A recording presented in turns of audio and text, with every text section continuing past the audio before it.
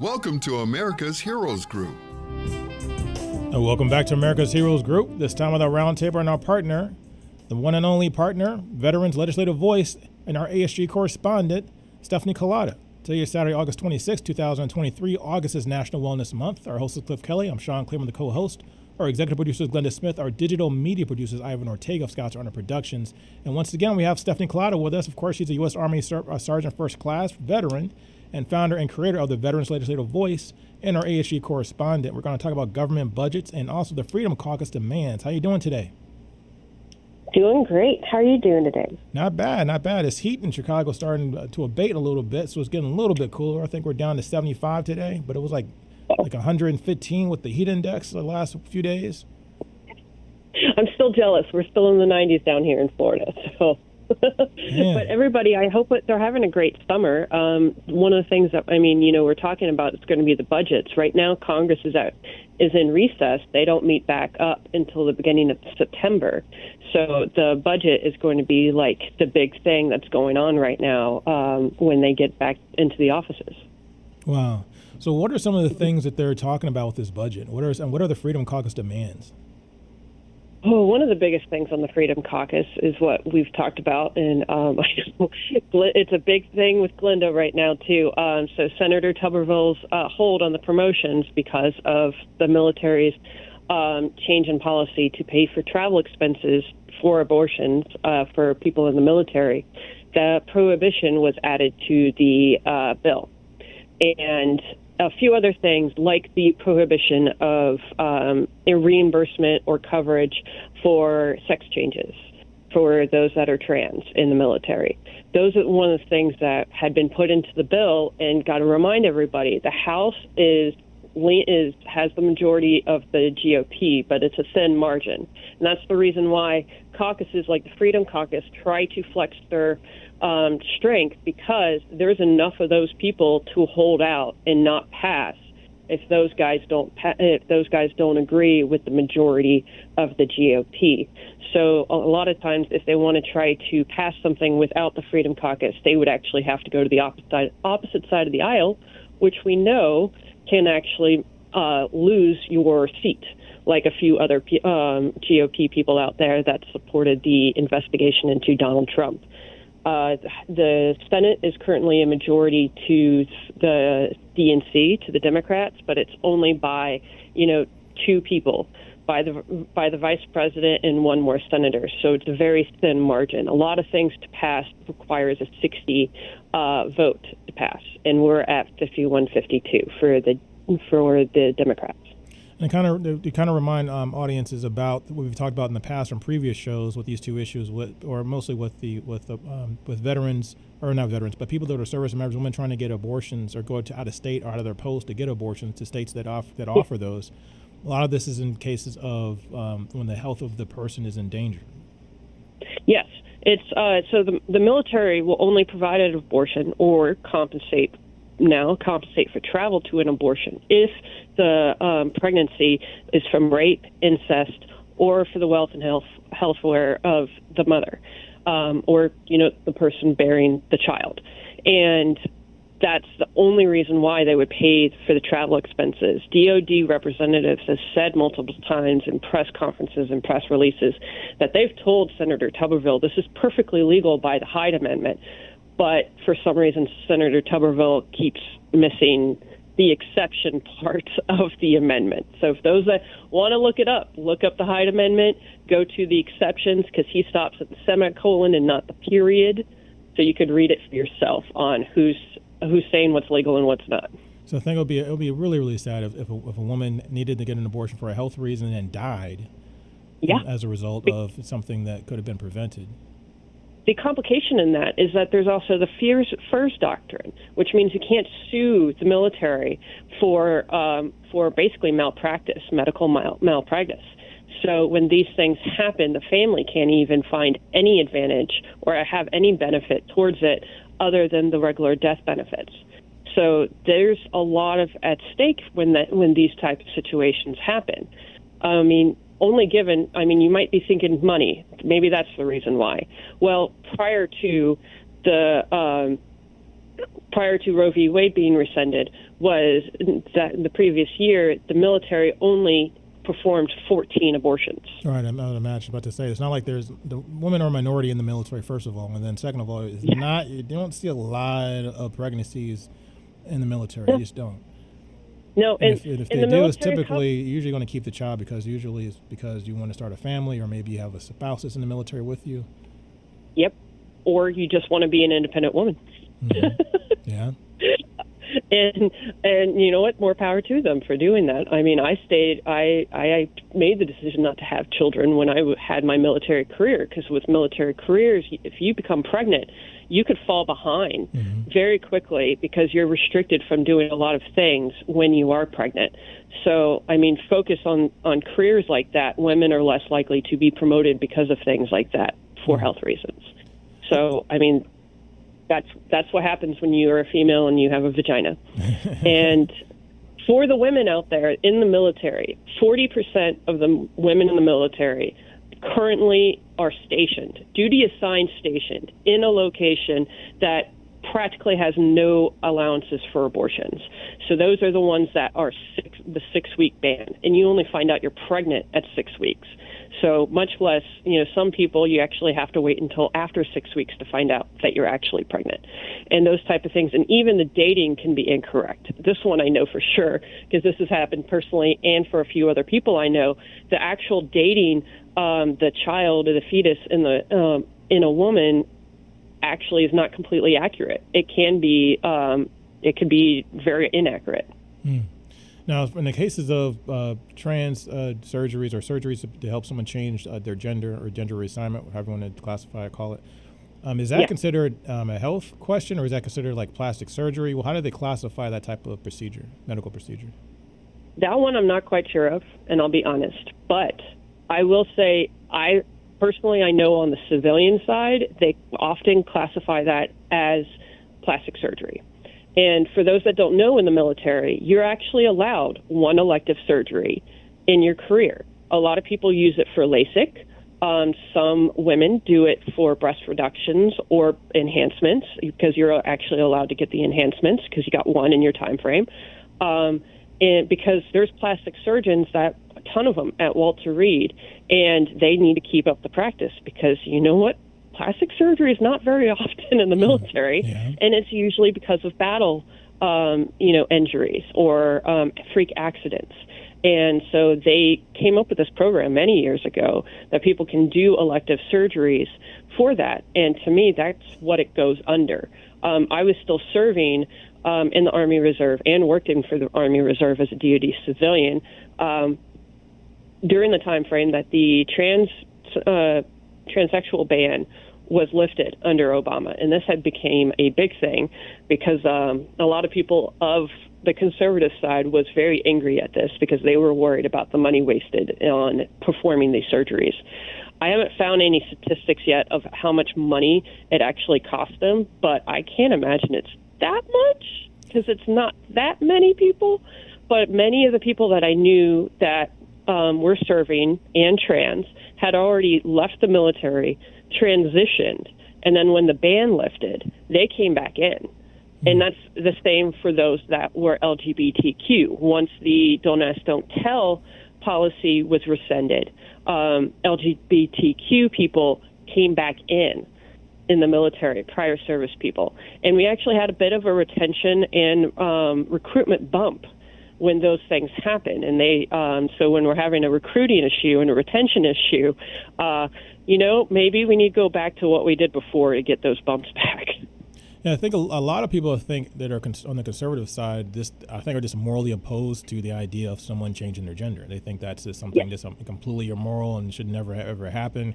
And then a lot of people just really don't care. They don't care less what somebody else is doing with their own personal bodies. Right. So, but that brings that controversy. But to your point, we don't know if that's something that's going to be really that common. And then, but that's why I go back to that question: how do they classify it? Is it something that is tied? Do they relate it under gender dysphoria, and there's something that needs to be done for the psychological and well-being of the person, or are they just treating it as cosmetic surgery? You're just doing something that's cosmetic. It's not necessary per se. It's probably all of the above. Is what my guess would be, because I know I have seen the gender dysphoria on medical records before for those soldiers. So, I mean, I've seen that portion.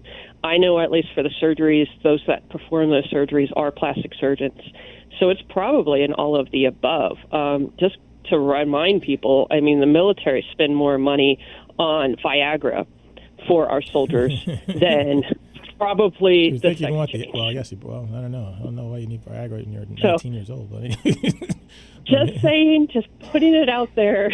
I'm not doubting it. But the thing is also, the thing we talked about on our show years ago when we first started talking about this topic is in the field, when you're deployed, things like that, what is it like for people that might need certain treatments or hormones if they don't get those things and they're in a mission or they're deployed or they're overseas or, God forbid, they're captured? Yeah.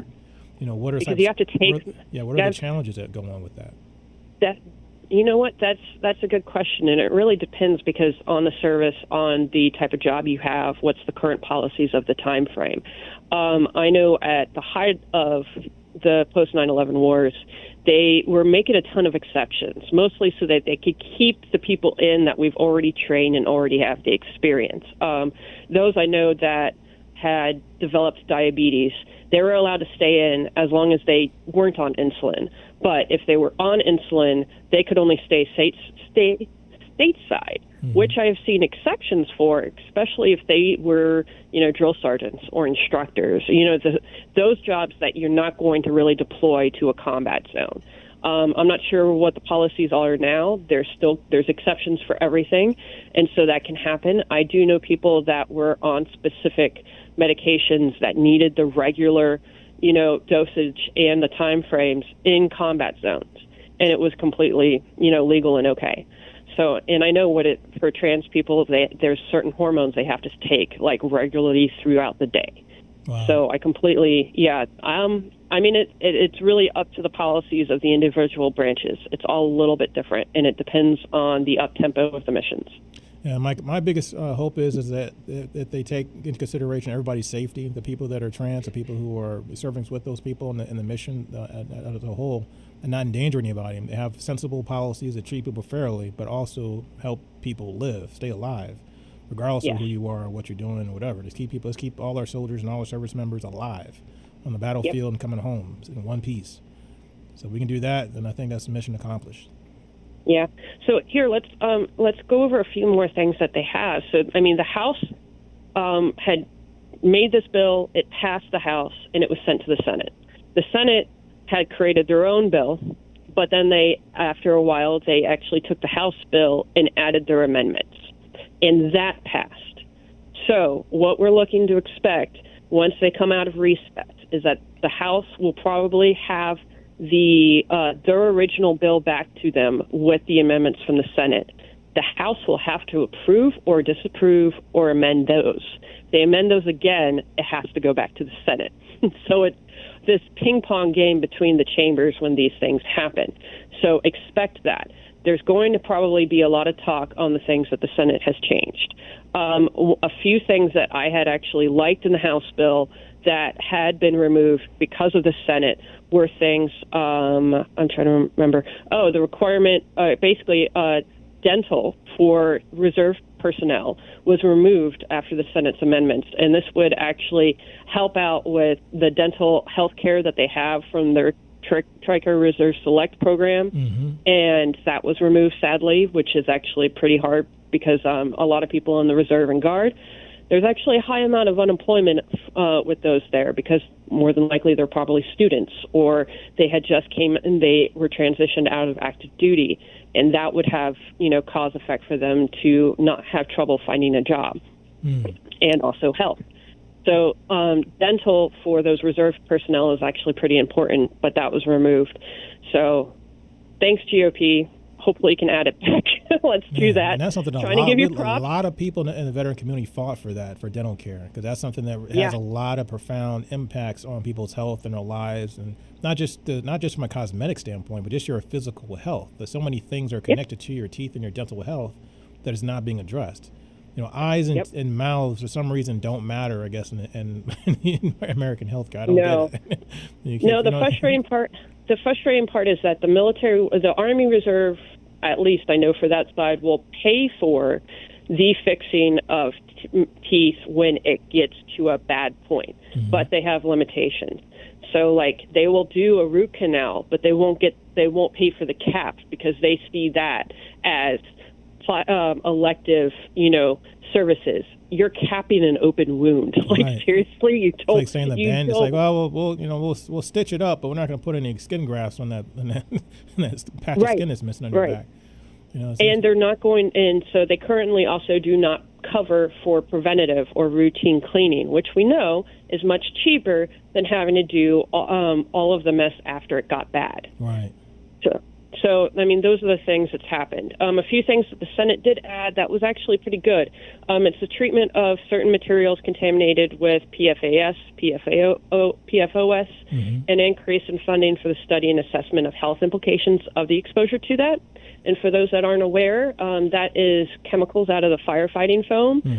They're most likely to be in the ground or around saturated airports and things like that, especially places that do a lot of practice with firefighting foam. And a lot of military bases have that saturated in their water. So they're trying to do more studies on that because they've actually found some links in health. So we might see an extension of the PACT Act down the road when these studies and reports are back to Congress. That's what we're hoping. Fingers crossed. That's the goal. And then another one would be the annual report of allegations of sexual misconduct in the JROTC programs. There's a high amount of sexual misconduct in JROTC programs compared to regular teachers in our high schools and middle schools. They're actually in a few middle schools.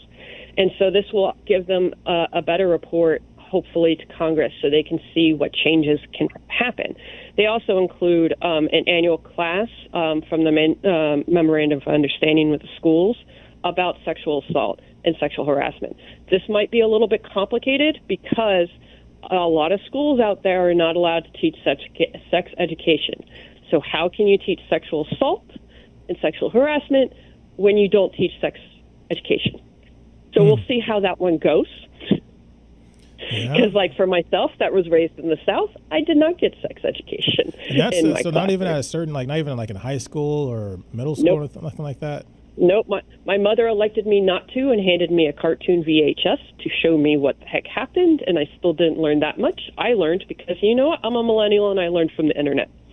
So hopefully it wasn't the one with hopefully the right websites, not the ones that yeah, I know, right? Might get you into more trouble. I was good. I knew what websites not to go to. But the interesting thing about this, we talked about all these things in our show. We've had detailed discussions with experts on these topics, and it's good to at least see that the government is taking this stuff seriously. Once again, the only thing we're batting 1,000 until we got to the dental health, and that's really sad to see that was taken out because it actually saves money, saves the military, and saves our taxpayers money to do the common sense things, which are preventative health, rather than we could spend a few dollars on some cleanings and things like that versus thousands and thousands of dollars on a root canal or getting teeth repaired and things along those lines. Yep, I know. I mean, they're listening, guys. So I mean, that's the reason why the sexual misconduct in the JROTC program is becoming around, and also with the help of the New York Times and other newspapers. But keep talking to your elected officials, talk to news media companies, let them know what's going on because they can pick it up, and then that's when the elected officials can find out because that's how they found out about a lot of things. And just keep fighting because you know what? These changes are made or because people talk about it and they let people know. So bring that stuff up. Stephanie Kalota, great to have you again. Thank you so much. America's Heroes Group, we'll be right back.